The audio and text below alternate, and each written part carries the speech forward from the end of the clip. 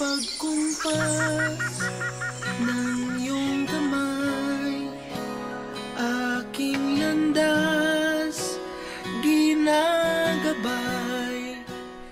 Nagkakalala kami nung high school kasi magkaklase kami.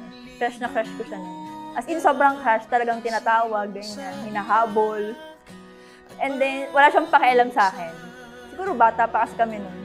One time, yung friend namin from high school, in-invite niya ako para sa get together lang, parang welcome of the year, ganyan. Yun yung first met ulit namin since nung college, ganyan. Then yun, nagdire-diretso, nagtuloy-tuloy na lang. Kamusta ko siya, ganyan. Hahalatin kita.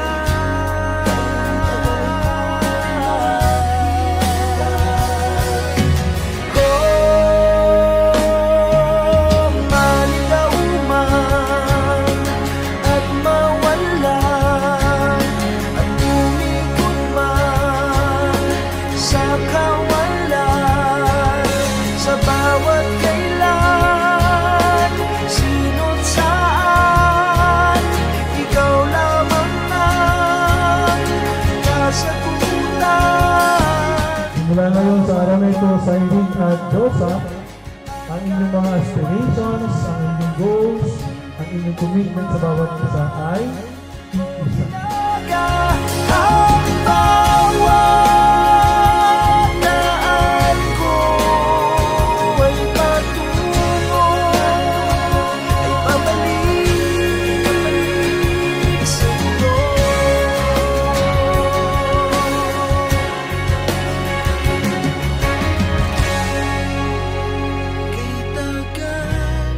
Maraming beses at pagkakataon at rason na pwede mo na akong iwan. But we choose to stay and fight for what we are right now. High school pa lang tayo, pinoproblema ko na yun. What if ikasal tayo? Paano yun? Diyos at Titan, magiging name ko. Oo, problema ko na yun, kahit na hindi naman kita boyfriend mo. At ngayon, grabe. Naging problema ko nga siya. Ako na yung gusto mong pakasalan kasi patay na patay ka sa akin. Oh gosh. Pero hindi ako nagpaakit kagad sa kagandahan mo. Pinaghintay kita ng ilang taon bago kita sagutin. Pero ngayon, aminado na ako. Aminado na ako na yung patay na patay sa'yo.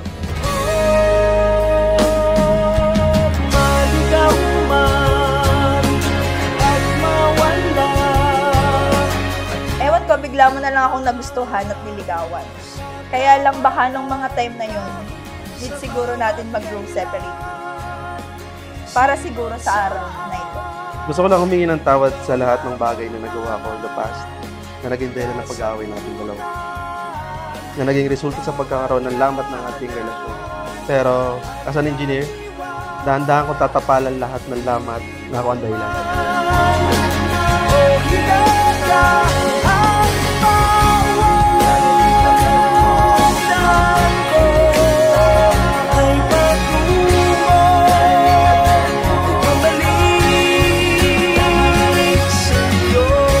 Hiling ko lang na sana sa paglabas ni Junior na mas mahalin mo pa siya kaysa sa akin. Maging mabuti kang ina para sa kanya kahit alam ko naman ganun talagang gagawin. Gusto ko lang sabihin sa'yo na ang panahon ay lilipas din at ang araw ay daraan. Ang mundo ay papanaw din ngunit hindi ang ating mga puso. Hindi ang pag-ibig ko. I love you so much, Mom. From this day forward, I vow to always choose you, no matter what. Ikaw ang pipiliin ko araw-araw at mamahalin habang.